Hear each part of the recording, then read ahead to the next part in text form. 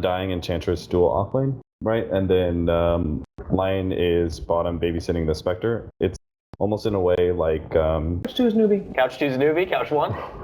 I have to agree. I think Newbee's got the better overall, well-rounded draft. So Newbee all around? I'll hang with Archon. Hang with Archon coming out from Cap. Sounds great. So let's go ahead and send it on over. It's going to be Toby Wan and Cinderic bringing you the coverage. Gentlemen, take it away.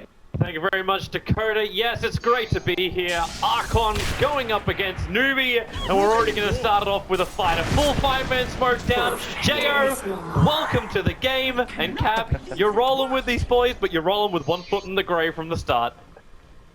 Hi, Cinderic. Hi. Yeah, that was not the start they were hoping for with the Spectre. Of course, Jo, more than likely just moving down there, trying to gather information about the enemy team moving in and getting in position to maybe try to snatch the bottom rune with his Spectral Dagger, but surprised, gets run over. A good first blood for Newbee, and obviously a good start for them. This will give them the bottom. Likely he's not interested in. I gotta say, when I look at this draft from Archon, it seems very all-in style. If their early game doesn't work out very well, they're going toward a mid-game Archon. Monkeys can play a big role here in the 10-minute stage of the game, I guess you could say. He needs to start big trouble up the top lane. Move being initiated on with that Stormbolt, but Untouchable makes life very, very difficult. Not to mention the Tombstone that's down. As Whitebeard tries to get more aggressive. They're not with a lot of life, and they keep trying to go for these big K hits. The rotations come in from Fluff. The stun is not enough control against Hao. He's already used the Warcry, and with Lee coming over, they just tether up, bottle each other in. And the regeneration's there, but it's the middle lane where Monkeys Forever dives underneath the tier 1 tower to get a solo kill over on the time. Whitebeard's rotated down, so is Fluff. That tower's going to get tossed down, but here comes that Spectral Horn. He's chasing after Lee. Can he get close enough? Tombstone's down, but the Darkseer wall. Nah, the damage is way too much coming out there from Jo. They're able to find one. Now moving over towards that Darkseer. He's drained out of mana, but okay, there's not enough return damage from Newbee to find anything until Monkey comes in, gets the life through off. The flame break perfectly set up for it. Moo will die in the bottom lane. So Newbee, you take the tier 1 tower in the bottom lane, but really at what cost? At a low enough cost for that to probably be worth it. The Radiant tier 1 tower bottom is really, really important for map control. And it opens up the jungle. It will probably... Strength still got a little bit longer left on it. But Fluff stuff is going to get the Hex over on the Tiny. Now Spectral Horn kicks in, and which is their primary target? They're going after Moo. He's the closest target of them all, and there is no real way he can survive this. Do as much damage as he can in the meantime. This stopped Archon from taking that tier 1 tower in mid. It already looked a little rough for them attempting that. But now it's 5-2 on the board, and Newbee is getting picked up a couple of times, and Chorn's going to be no different. The Flame Break cancelling that Death Ward.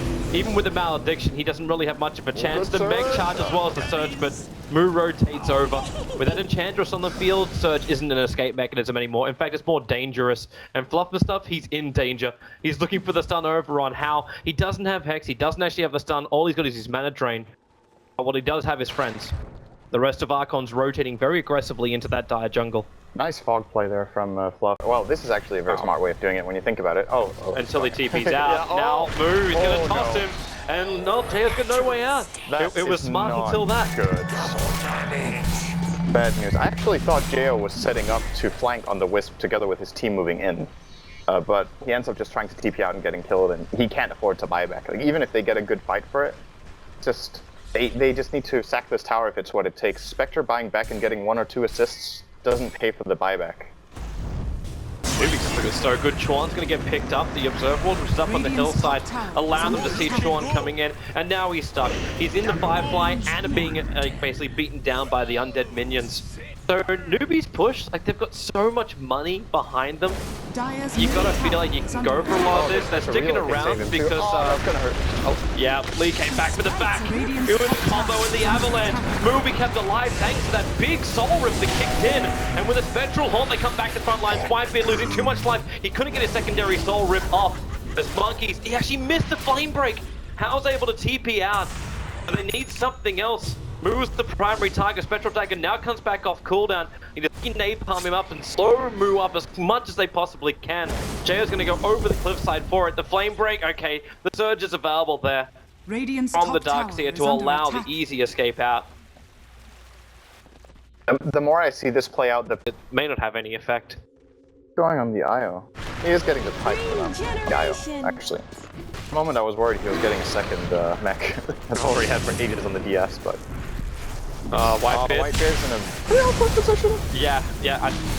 You actually wonder how the hell you get yourself into that position. But Monkey's going to try and capitalize on it. The Tombstone's still down, and Newbee don't want to be fighting into this one. It's up on the hillside, so difficult to reach to, but they just relocate into Tiny, and then your back wall, a huge one onto 4.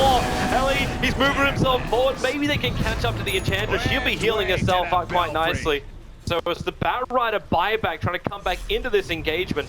The Tombstone's managed to be mopped up, but it's this run from Moo. It's impossible to hit because the 4 points are untouchable, but Moo, he's able to finish the job onto Moo by actually just attacking him with his 4-4 combo.